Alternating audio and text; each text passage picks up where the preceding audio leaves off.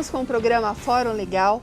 Hoje o tema é crédito trabalhista na falência. E nossos convidados, doutora Clibes Burgarelli, que é o desembargador aposentado do Tribunal de Justiça de São Paulo, e doutora Patrícia Damasio, que é responsável pelo Departamento de Execuções Trabalhistas do Sintoresp. Doutor Burgarelli, no bloco anterior nós falamos um pouco sobre o crédito trabalhista na falência anterior a 2005. Conta pra gente como funciona hoje. Muito bem. Em primeiro lugar, doutora Andréa, doutora Patrícia, sinto-me honrado em ter essa oportunidade de dizer algo a respeito de um sistema bastante complicado e que durante muito tempo foi considerado como uma lei bonita na sua literatura, porém ineficaz quanto aos resultados. E exatamente por causa dessa ineficácia, exatamente porque não se conseguia obter um resultado favorável ao trabalhador, como bem mencionou a doutora Patrícia, sendo necessária a desconsideração da pessoa jurídica. O que é desconsideração da pessoa jurídica? É deixar de lado o devedor, que é a sociedade, e buscar naqueles que geriram a sociedade particularmente, que são os sócios. Às vezes funciona e às vezes não funciona. Daí uma preocupação do legislador em criar um mecanismo que pudesse atender melhor um crédito que tradicionalmente recebe o nome de privilegiado. O que é privilegiado? Privilegiado é o crédito que será pago em primeiro lugar. Acontece que, na prática, há um grande sofisma, porque quando se pensa que o privilégio propicia pagamento prioritário ao trabalhador, esquece-se de que dívidas e encargos da massa falida são pagos anteriormente. Portanto, o trabalhador, na verdade, ele vem em terceiro ou quarto lugar. Então já há esse complicador. Mas a lei tentou resolver esse problema. A lei tentou resolver porque na lei anterior arrecadavam-se os bens e ficavam guardados até o término do processo, quando esses bens eram vendidos e com o produto faziam-se os pagamentos. Mas não havia produto. Dificilmente havia produto. Quer dizer, ele tinha que esperar até o final do processo. Até o final da falência, porque existia a malfadada concordata suspensiva. Concordata suspensiva suspendia o processo de falência para que a empresa retomasse as suas atividades, mas isso era inviável depois de 10, 15 anos, era inviável. Então, a lei não funcionava. Então, tentou-se da seguinte forma: revoga-se, não há mais concordata. A falência, que antes era uma regra, hoje é uma exceção. Hoje só se decreta falência de empresa que não tem condições de se recuperar. Existe um processo de recuperação que poderemos falar numa outra oportunidade.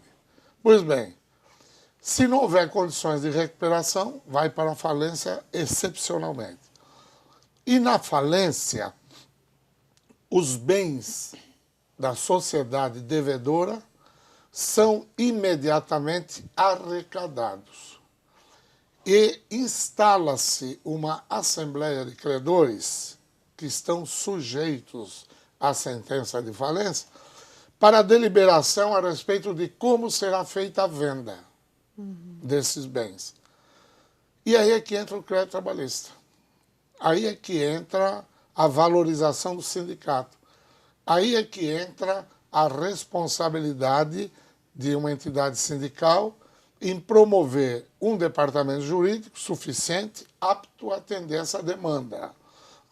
No caso, O Sintoresp está muito bem aparelhado, muito bem aparelhado. Mas há necessidade de que o trabalhador tome consciência de que tão logo a empresa onde ele trabalha, por qualquer razão, sofrer uma falência, imediatamente procure o sindicato. Porque se ele cair nas mãos de um aventureiro e pensar como a lei anterior, certo de que não vai receber nada, esse aventureiro poderá até receber e não pagar nada para ele. Ao passo que no sindicato, não. O sindicato tem consciência do que faz, tem responsabilidade e essa confiança do seu crédito ao trabalho do advogado vai encontrar uma ressonância na lei que hoje tem um sistema propício à defesa do crédito do trabalhador. Evidentemente, o tempo não permite que se entre nos motivos benéficos da lei, porque são muitos. Mas, de modo geral, bem amplo, o que se pode dizer é exatamente isso. Hoje, a lei prestigia o crédito trabalhista na falência e quebrou-se aquela ruptura, aqueles interesses que dividiam a justiça. O juiz trabalhista pensando de um jeito, o juiz da falência pensando de outro. Hoje eles trabalham harmonicamente. E é nessa harmonia que está a vantagem do crédito do trabalhador. Então, de hoje em dia, o trabalhador não precisa esperar até o final do processo de falência, ele consegue Ele pode receber antes. até imediatamente. Depende da assembleia, da qual ele participará. Mas, trabalhador da categoria do Sintoresp é profundo conhecedor do setor gastronômico. Ele, evidentemente, é leigo no setor jurídico. E ele não tem condições, ele vai ficar em desvantagem com os credores do banco, que têm os seus advogados, com os quirografários, que têm os seus advogados, e ele órfão. Então, isso é espancado de vez pela lei. Doutor Burgarelli, o senhor escreveu um livro também que fala sobre a falência. Perfeito. Conta um pouquinho para a gente a inspiração, como surgiu a ideia, onde podemos encontrar o livro. Esse livro, o título é Direito Comercial, Falência e Recuperação, está na 3ª edição, editora Ridel. Foi escrito por interesse da editora para propiciar àqueles que pretendem fazer concurso público ter acesso a uma literatura mais objetiva e mais resumida de um assunto complexo. Daí, o livro está já na 3ª edição, com quase 10 mil exemplares vendidos. E onde pode ser encontrado?